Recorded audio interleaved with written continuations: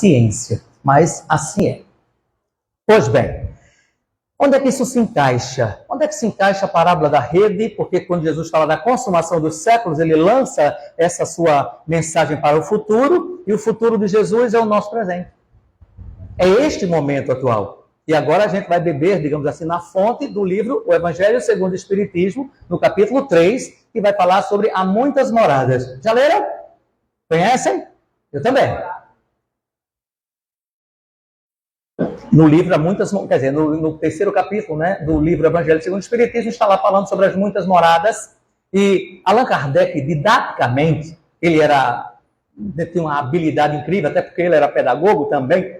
Ele nos apresenta 5 categorias, porque ele coloca que os mundos são habitados. Para ser habitado tem que ser mundo, para ser mundo tem que ser habitado. Uma coisa não vive sem a outra, tá?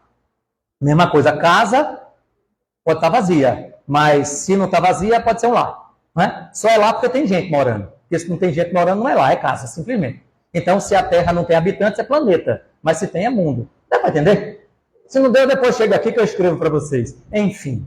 Então, 5 categorias. Cada categoria é um processo evolutivo. É bom que nós compreendamos que tudo, absolutamente tudo, evolui no universo. Já sei, alguém vai perguntar, e Deus? Deus é. Deus é. Deus não evolui. Deus é. Deus nem existe. Sabiam disso? Porque se existe, alguém o criou. Então, se ele é, ele não existe. Isso aí a filosofia explica, tá? Eu vou deixar essa dúvida na cabeça de vocês, para vocês procurarem os filósofos. Exatamente. Então, Deus é. Tudo o que vem, vem de Deus. E tudo o que vem, evolui. Onde é que está o limite da evolução? Não se sabe. Não se sabe. Alguém uma vez perguntou, Jesus, a gente está evoluindo ainda? Eu disse, você, o que é que você acha? Que a evolução para? Em que sentido? Eu não tenho essa concepção. Creio eu que vocês também não tenham ainda. A gente nem tem elementos para, mensurar o processo último da evolução de um espírito. Mas deixemos essa parte para um outro momento. Enfim, tudo evolui no universo, inclusive os mundos, as casas que nós moramos. A Terra, por exemplo, já passou por uma fase, já eliminou essa fase. A Terra já foi um mundo primitivo. Aqui, vocês, eu, nós, a gente éramos antropófagos. Você sabe o que é isso? Palavra difícil, né? Éramos canibais. Entenderam agora? A gente comia, matava o outro e comia carne. Às vezes até vivo. Desculpa essa parte para lá. Vamos pular essa parte que é muito constrangedor falar isso, né? Pois bem, nós estávamos nessa condição. Não dominávamos a língua, não falávamos, não vestíamos. A gente não tem essa visão. E a Terra encerra esse processo e inicia um outro processo. Entre um e outro vem um período de transição. Primeira transição planetária. A Terra passa por sua primeira transição e, para isso, Jesus recebe a colaboração de milhões de espíritos expulsos de um outro mundo, Capela. E aí vem para cá e forma a base das grandes civilizações do mundo, como os árias que povoam toda a Europa, como os judeus ou hebreus, né, falados na época, né, os egípcios, os hindus. Essas são as grandes civilizações, cujos restos, entre aspas, ainda estão por aí. Então, eles colaboraram em muito para esse processo de transição da Terra de um primeiro nível para um segundo nível. Chegamos ao segundo nível, que beleza, estamos nele, que é o mundo de expiações e provas. Expiações e provas significa dizer que a grande maioria, ou quase totalidade daqueles que estão habitando nessa Terra, ou está expiando ou está provando. E eu não estou falando de comida, não, estou falando da vida mesmo, tá? Então, cada um está realmente passando por esse processo. Detalhe, isso, nem expiação, nem prova, apaguem do seu dicionário. Não é punição. É pedagogia. Processo educativo. Sofrimento é educação. Ele só passa a ser punição quando a gente não aceita. É o mal sofrer, está lá no livro O Evangelho segundo o Espiritismo, no capítulo 5. Então, quando a gente não aceita aquele processo corretivo, retificador, aí passa a ser o mal sofrer, aí passa a ser uma autopunição. Mas não tem nada a ver com Deus. Deixemos Deus de lado. Pois bem, então entramos nesse período chamado período de segunda fase da Terra, ou mundo de expiações e provas. É nesse período, é nesse momento que chega quem? Ele, Jesus. Jesus vem exatamente no período em que a Terra está iniciando, entre aspas, o seu processo de expiações e provas. Porque Jesus planeja tudo porque ele é o responsável pela terra. No livro A Caminho da Luz, Emmanuel vai falar disso muito bem. No primeiro capítulo de João Evangelista também vai falar sobre isso, né? Usando de forma simbólica, dizendo que Jesus era o verbo de Deus. Então Jesus é o responsável pela terra, é o governador, todo. Tudo que acontece na terra, Jesus sabe. Tudo, absolutamente tudo. Jesus conhece vocês pelo nome, CPF, até a senha do banco. Ainda bem que Jesus não está precisando de dinheiro. Pois bem, então Jesus sabe de tudo. E ele sabia, ele planejou tão bem tudo, que ele sabia que um dia a Terra iria fechar um ciclo evolutivo. Iria fechar. A Terra fechou o ciclo do mundo primitivo e agora vai fechar um mundo de expiações e provas. E vai se tornar um mundo melhor. O mundo, como é o nome? Quem sabe? Mundo, a terceira categoria. Isso, Giovânia, mundo de regeneração. Não é um mundo puro, viu? Por favor. A palavra regeneração quer dizer o quê? Alguma coisa que estava degenerada e agora vai ser regenerada. Entendem? Então, é por aí. Não é? Porque a natureza não dá salto. A não ser canguru, rã, sapo, isso dá salto. E é da natureza. Mas a natureza evolutiva, ela é progressiva, ela é lenta, muitas vezes. Enfim, então, Jesus sabia que a Terra um dia iria fechar seu ciclo.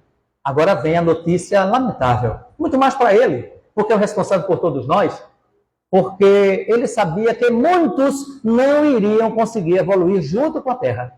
Não iriam alcançar essa condição de passar para um outro nível junto com a Terra. Ou seja, não seriam peixes bons.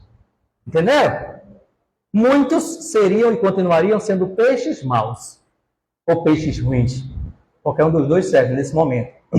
Por quê? Por que isso? Porque Jesus não foi autorizado por Deus para interferir no livre-arbítrio de ninguém. Ninguém. Os espíritos superiores, eles não interferem no nosso livre-arbítrio. Porque assim seria fácil. Imagina, a gente tem um mentor espiritual, né, um anjo de guarda, etc. Desde que a gente faça uma coisa errada, ele vai lá e anula o nosso livre-arbítrio e conserta e faz as coisas. É assim? Não. O anjo de guarda da gente é o Waze. Né? É o Google Mapa. Dá para entender, né? Você quer o caminho, ele mostra. Aí você o que é que ele faz? Reprograma. Ele reprograma. Ele busca um outro caminho para você chegar ao seu objetivo. É assim sempre. Mas ele vai respeitar o seu livre-arbítrio. Assim como as individualidades são respeitadas no seu livre-arbítrio, as coletividades também são. Então toda a Terra. Porque se assim não fosse, minhas irmãs e meus irmãos, não estariam ocorrendo guerras.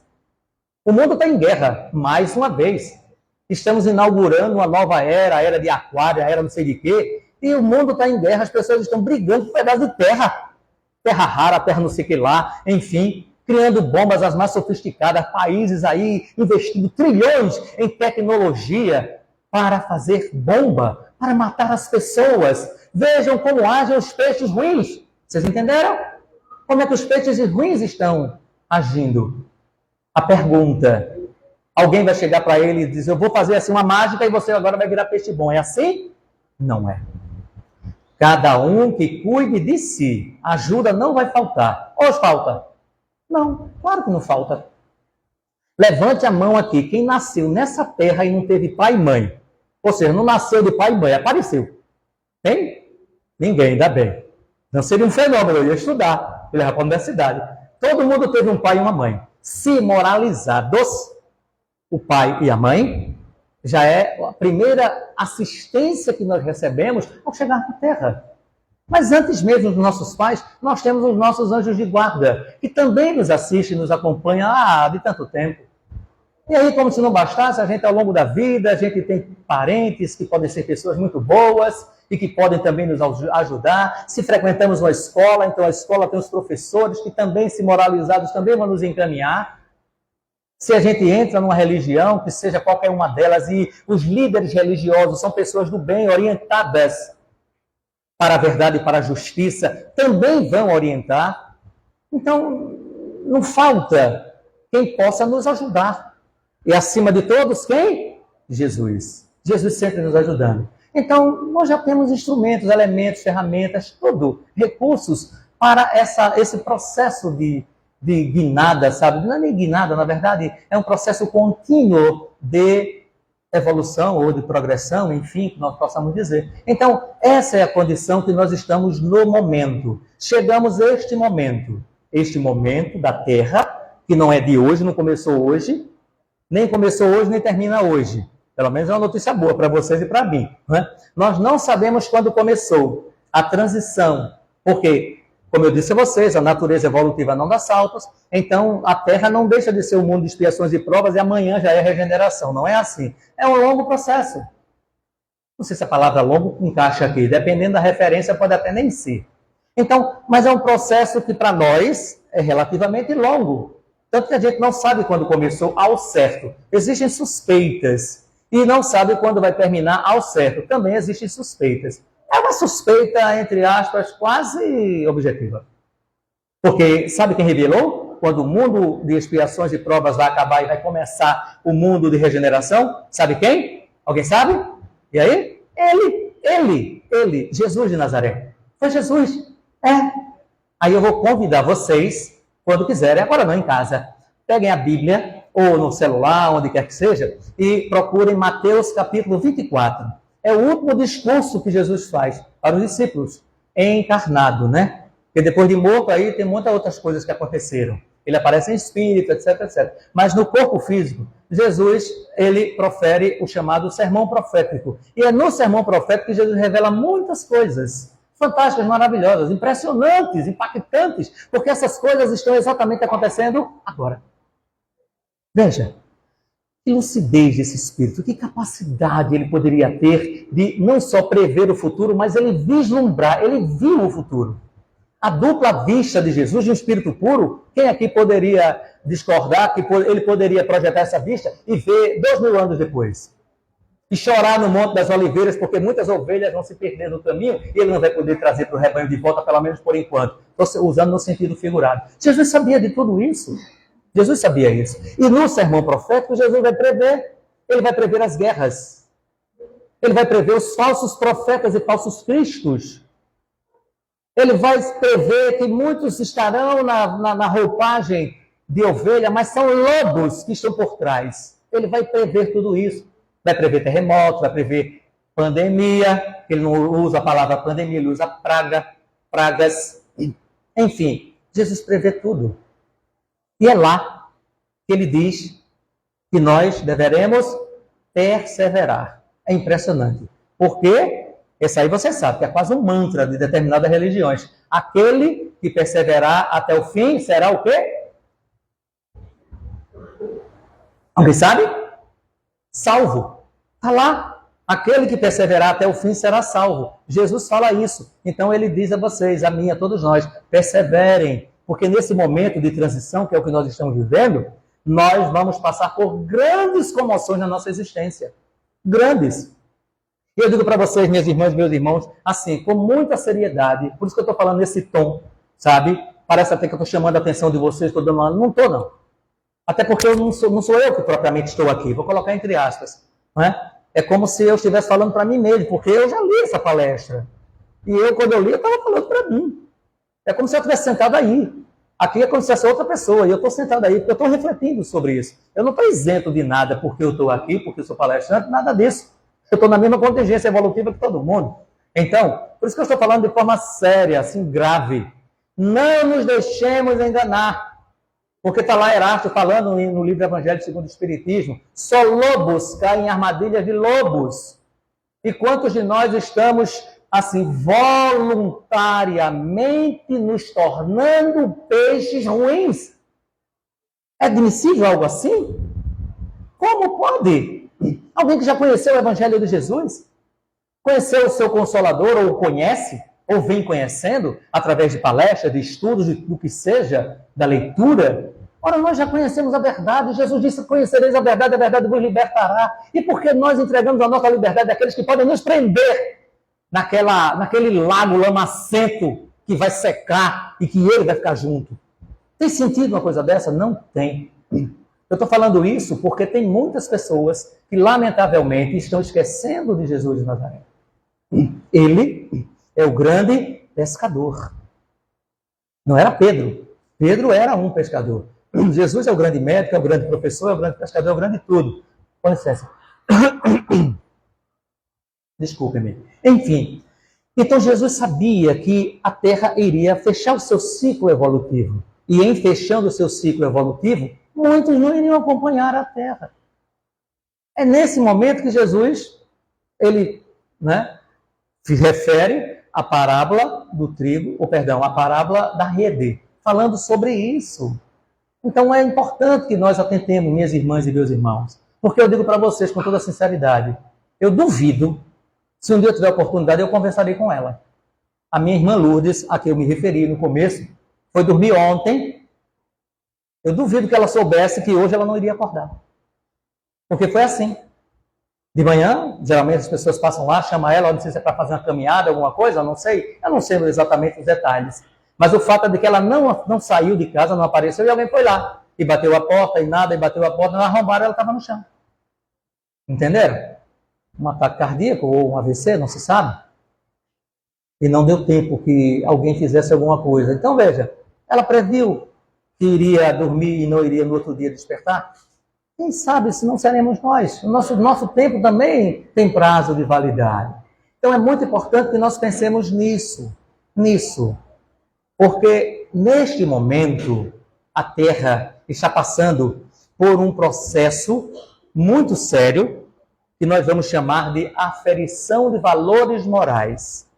Seria, em outras palavras, você é peixe bom e você é peixe ruim. Com o que você sintoniza? Do que é que mais você gosta? A sua vida normal, você se liga a quê? Uma pergunta básica para o dia de hoje. Quem são, posso dizer quem são, mas não precisa ser o nome não, ou a qualidade, ou a característica, ou a moral dos influenciadores da internet, seja lá de onde for, do Instagram, do YouTube, que você segue. O que é que eles propagam? Eles propagam o bem, a caridade, o amor, a humildade? Ou eles, subrepticiamente, eles estão propagando o mal?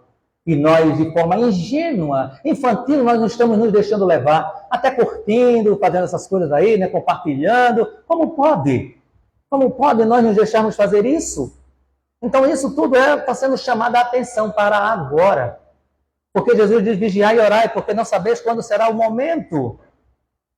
E quando ele diz lá na parábola não, no sermão profético, aquele que perseverar até o fim terá salvo. Mas eu disse para vocês que ele disse, foi no sermão profético que ele disse, quando vai acabar. Vocês forem lá, vocês vão ler.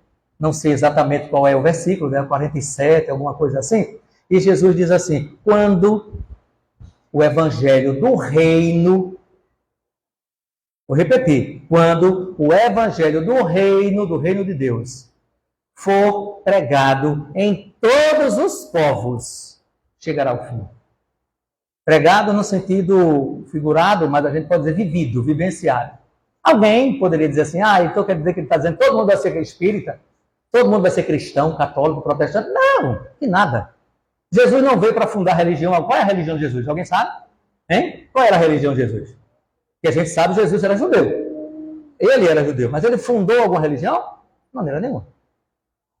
Nenhuma.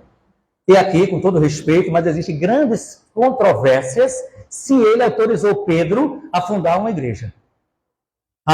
Existem historiadores que dizem que alguém introduziu aquele texto ali já para criar todo um espaço para que mais tarde surgissem as religiões primitivas do cristianismo. E vocês sabem quais são, não precisa falar, porque vai parecer que eu estou aqui criticando e não é minha intenção. É apenas revelar um fato que pode ser verificado, confirmado ou negado por vocês mesmos. Então Jesus, ele não tinha religião.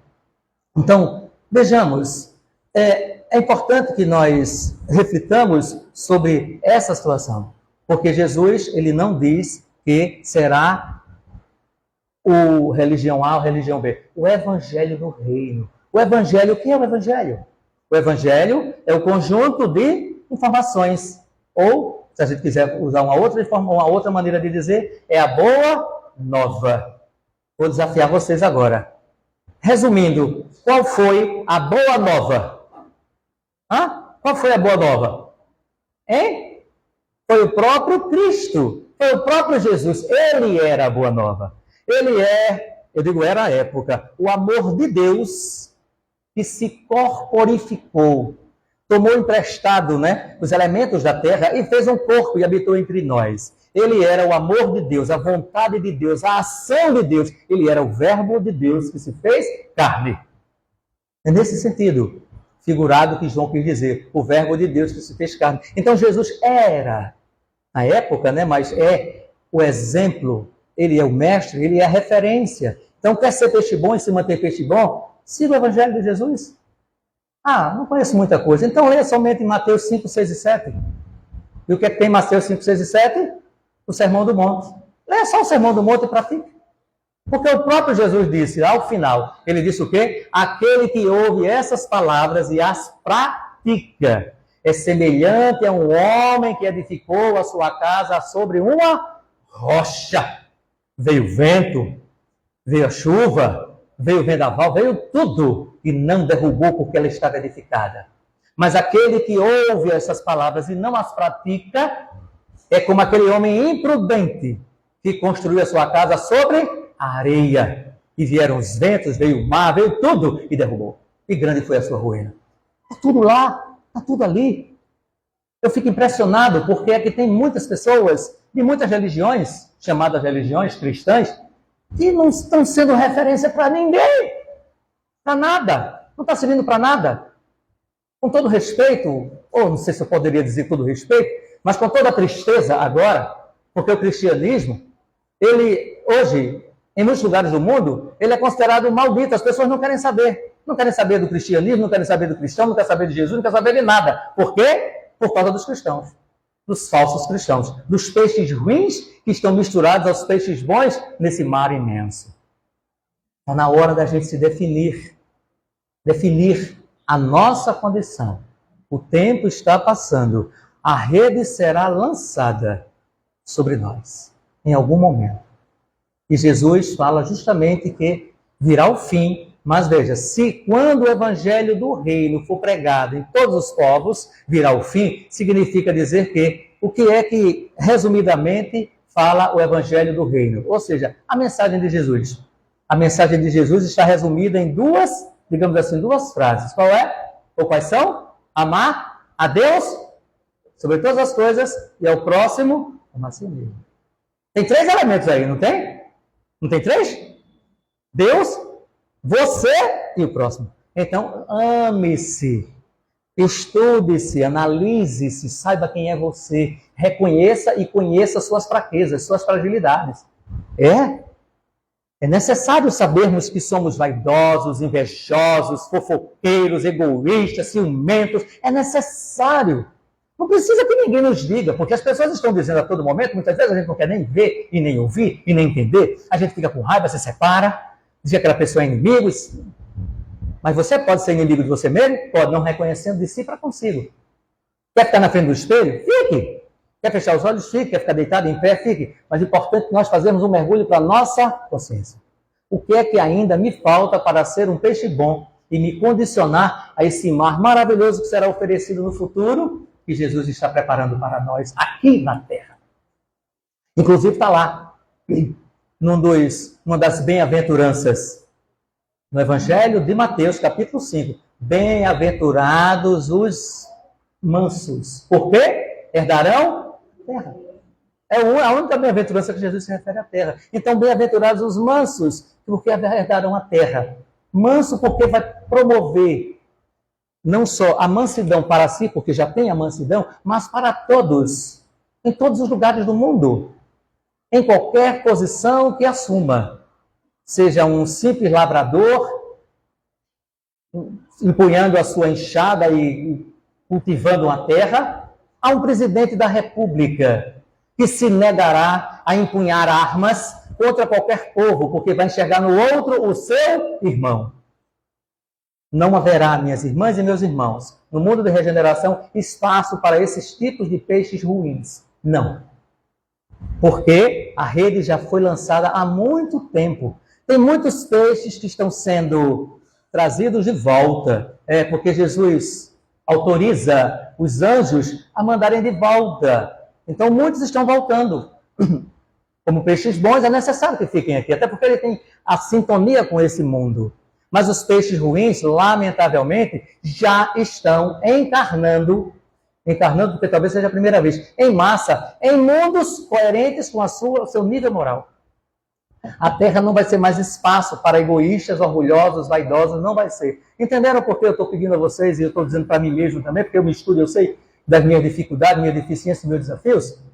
Eu sei o que ainda em mim me falta para que eu alcance essa condição de estar na terra no futuro, como um peixe bom. Assim eu digo para todo mundo. Então, analise-se, estude-se. Se quiser, pode perguntar para alguém, não tem problema.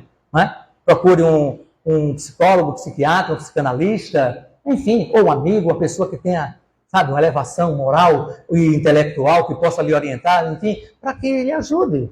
Ou aquelas pessoas que estão mais próximas, espero que sejam as mais adequadas.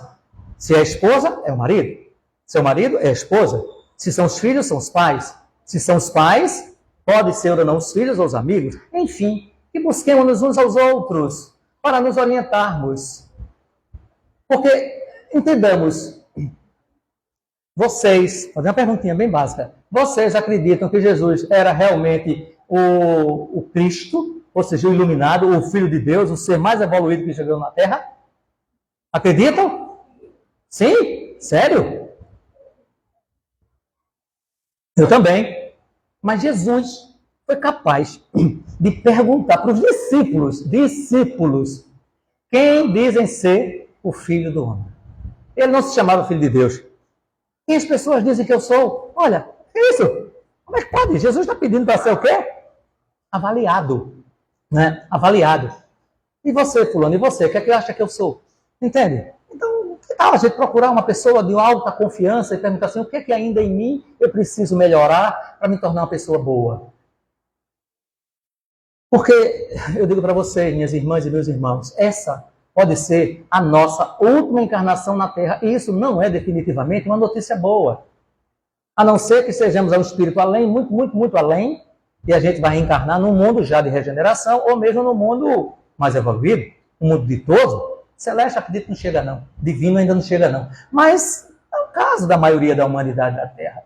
Então, que nós aproveitemos essa nossa encarnação, porque, olhando para a hora agora, e até dizendo assim, o tempo é chegado.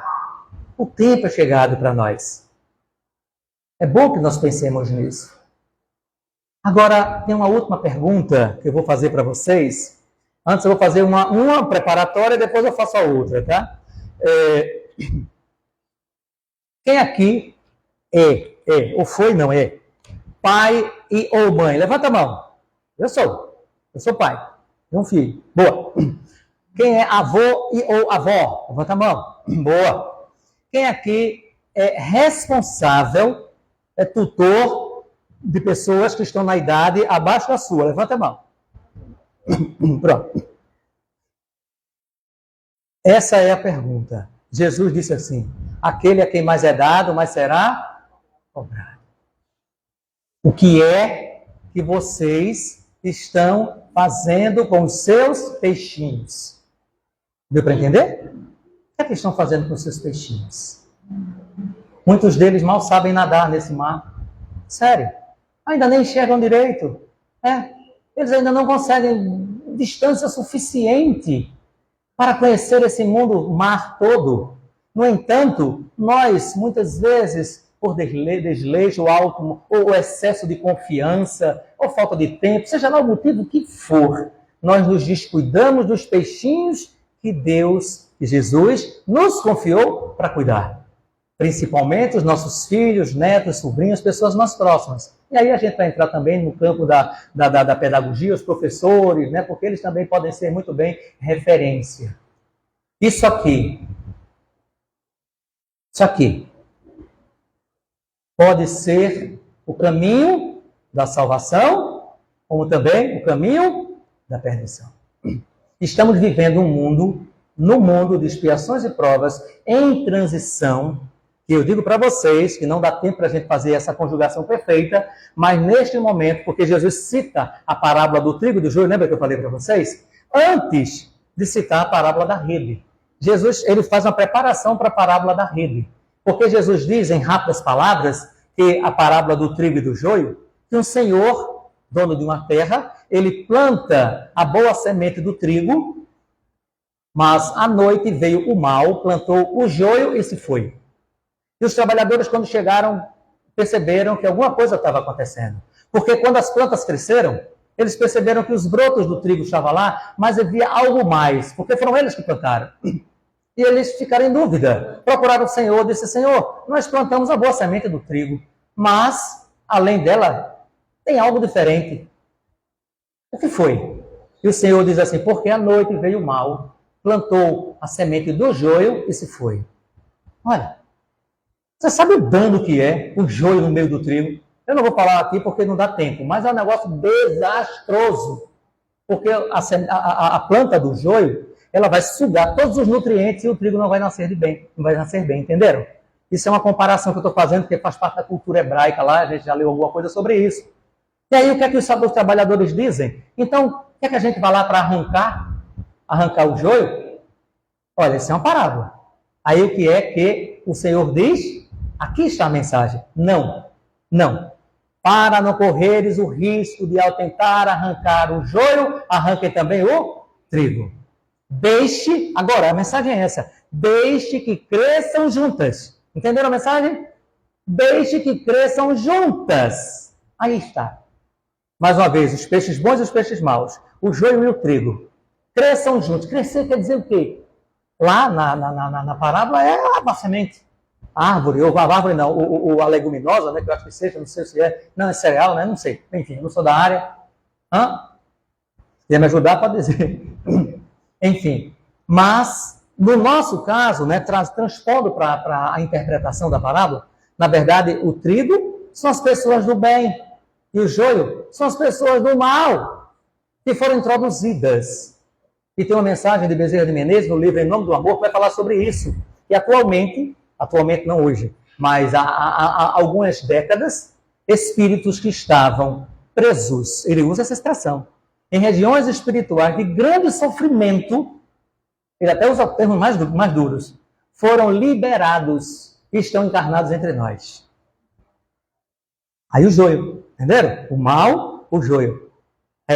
E aí ele vai dar características, ele vai falar sobre a pandemia do processo obsessivo, que a gente está vendo aí. Quantas pessoas em processo obsessivo nem tem ideia, tomando antidepressivo, tomando todo tipo de remédio, isso não passa, porque junto com aquele espírito que veio, vieram também os obsessores, também continuam com eles. Isso está lá nessa mensagem de Bezerra de Menezes. Mas Jesus diz o quê? Deixe que cresçam juntas. E aí agora vem a mensagem, o complemento. No momento da colheita, olha de novo, a consumação do século. De novo, no momento da colheita, os meus trabalhadores, olha os anjos, mesma coisa, os meus trabalhadores irão fazer a ceifa. E aí o que é que ele diz? No momento da ceifa, primeiro recolham, né, ou cortem o joio. Juntem em molhos e queime. De novo, fornalha de fogo, etc. O trigo, porém, recolham e coloquem no meu celeiro. Entenderam? Então, veja, nós hoje estamos mergulhados juntos, convivendo com espíritos de nível, assim. Vocês estão vendo como é que o mundo está nesse momento, né? Só lobos caem em armadilhas de lobos. Não nos esqueçamos. Porque agora é o momento de aferição de valores. Nós estamos nos autoaferindo os nossos valores morais. Somos do bem ou somos do mal? Numa palavra. Somos da luz ou somos das trevas? Somos o que ajunta ou o que separa? Somos o que contemporiza ou o que inflama? É tudo. Nós estamos vendo. O Brasil, alguém poderia até refletir já pensando no Brasil? O Brasil, porque segundo no livro Brasil, Coração do Mundo, Pátria do Evangelho, o Brasil é um hospital de cura de almas. Vocês têm ideia da quantidade de espíritos de outros povos do passado que estão encarnados aqui? Os judeus da época de Jesus, que ajudaram a matar Jesus, que gritaram Barrabás, muitos deles estão aqui. Entre aspas, aceitaram Jesus, mas continuam gritando, não, agora não gritam Barrabás, não, continuam gritando Abraão, ou Moisés, qualquer um deles. E durante as cruzadas duraram anos, décadas, para falar a verdade, foram mais de 10 cruzadas na Idade Média. E aqueles homens e aquelas mulheres mataram milhares, se não milhões de pessoas. Para onde foram essas pessoas? Elas estão de volta. Lembram dos cárceres privados que foram liberados? É o joio que está entre nós. Eles podem ser nossos vizinhos, eu vou piorar a situação. Eles podem ser nossos colegas de trabalho, ele pode ser o adversário da torcida que você foi para o campo de futebol, ele pode ser o político, ele pode ser o guarda ou o policial, ele pode ser o professor, ele pode ser seu pai, pode ser sua mãe, ou pode ser você. Ou posso ser eu. Ele pode ser qualquer um. Por que isso, minhas irmãs? Porque Deus permitiu. Porque Deus ama a todos. Deus ama todos os seus filhos. É uma oportunidade para o mundo que está se encerrando e começando outro. É uma última oportunidade para que eles aprendam o joio, aprendam com o trigo a se tornar trigo. Ou, se quisermos, os peixes ruins aprendam com os peixes bons como se tornar bom. Essa é a grande oportunidade. Mas, se nós já nos autoconsideramos como peixes bons, não nos percamos. Não percamos a nossa encarnação por qualquer querela. O Brasil tem 2 Brasis. Vocês estão vendo isso. Uma polaridade incrível. Não estamos aqui criticando, faz parte da política, da sociedade, da cultura, mas tenhamos muito cuidado como nós nos posicionamos, porque isso pode comprometer a nossa individualidade, a nossa existência como espírito em processo evolutivo. Não deixaremos de ser cidadãos, sim, mas lembremos-nos de que a gente deve dar a César o que é de César e a Deus o que é de Deus. É bom que nós pensemos nisso. Não comprometamos a nossa existência com determinadas ideias, para não dizer outra coisa, que podem não contribuir para a nossa evolução. É só um alerta, cada um entenda bem como quiser. Eu digo para vocês, vou tomar mais uma aguinha? Eu creio que Jesus esperava que, devido à propagação maravilhosa, incrível, imensa, que ocorreu com o cristianismo, desde o período em que ele foi embora, e aí com o trabalho fantástico de Paulo de Tarso, pela Ásia, e depois entrando pela Europa, o cristianismo se tornaria uma grande crença, não tanto uma grande religião, mas o que foi que fizeram? Mataram a crença e inventaram a religião. Daí para frente, o cristianismo deixou de ser do Cristo, passou a ser dos homens. O espiritismo vem no século XIX para... 19, né? Isso. Às vezes eu confundo.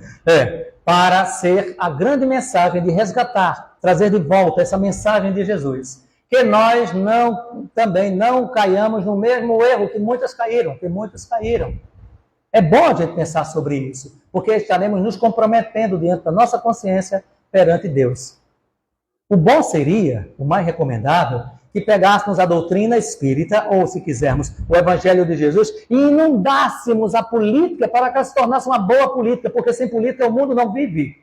Mas o que nós fizemos, nós não são vocês, nós de uma forma geral. Pegamos a política do que ela tem de pior e trouxemos para dentro das agremiações religiosas. Isso é complicado, porque isso pode comprometer o trabalho, assim como a própria existência. Ufa! Alguém tem alguma pergunta? Estou aqui para responder. Não? Pois eu tenho uma pergunta para fazer a vocês. Depois de tudo isso que nós dissemos, não respondam. Que tipo de peixe é você? Não esqueçam disso. Eu vou terminar dando uma fila para vocês, tá?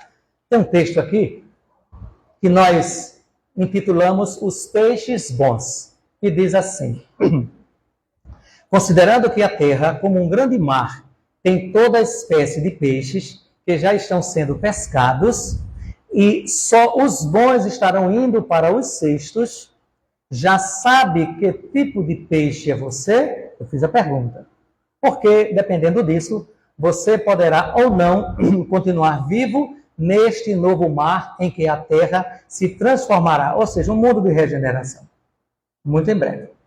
Bem, se você ainda não tem resposta definitiva a essa pergunta, ao menos é possível refletir, com base no Evangelho de Jesus e nos ensinamentos da doutrina espírita, qual a sua condição no momento para saber se irá continuar no maravilhoso mar que está sendo preparado para os peixes bons. Então, aproveite que ainda há tempo e avalie sua condição atual e conclua se você é um peixe bom. Eis algumas condições que definem os peixes bons. Dar menos atenção às coisas materiais desse mundo. Ocupar-se mais na conquista das virtudes quando das relações humanas. Dedicar-se mais aos verdadeiros sentimentos da fé racional. Procurar fazer o bem àqueles que lhes odeiam. Orar por aqueles que lhes perseguem e caluniam. Procurar compreender as razões daqueles que se fizeram seus inimigos. Estar se dedicando àqueles que não lhes querem bem. Buscar ter comportamentos cristãos como a fraternidade, a humildade, a solidariedade. Estar combatendo o egoísmo, o individualismo, o orgulho e a ambição todos os dias. Procurar educar as próprias paixões para não ser controlados por elas. Estar se ocupando menos com a saúde exagerada do corpo e se dedicando um pouco mais à saúde da alma. Buscar acumular menos tesouros deste mundo e mais tesouros no cofre da consciência e do coração. Estar buscando pautar a justiça divina como base das suas relações pessoais. Estar colecionando mais amigos que inimigos. Esforçar-se mais para perdoar desafetos e se reconciliar com eles. Estar sendo mais benevolente, indulgente e caridoso no seu dia a dia. Refletir mais sobre as consequências espirituais dos seus atos cotidianos. Estar investindo mais em combater seus próprios defeitos e divulgando menos o defeito dos outros. Conscientizando-se de que o outro não é seu adversário, mas um irmão de jornada evolutiva. Sentir que é um espírito imortal e em mais uma jornada na Terra com a finalidade de se tornar perfeito e feliz. Enfim, estar buscando se espiritualizar mais e se materializar menos pelo apego a este mundo material. Bem, se antes existiam dúvidas sobre como se tornar um peixe bom, pelo tempo que você ainda tem neste mundo de transição, para ter acesso ao mar, que será a terra no futuro, agora, ante essas reflexões, é possível que não existam mais dúvidas. E se é isso que você já está conquistando e se esforçando em fazer, então considere-se um peixe bom, que já está plenamente preparado para mergulhar e viver feliz nesse novo mar que é a Terra. Meus parabéns. Assim, prepare-se para mais uma vez ser muito bem-vindo ao maravilhoso futuro do nosso querido planeta Terra, pois ele será formado exatamente assim como pessoas como vocês moralizadas. Que Deus nos abençoe. E muita paz.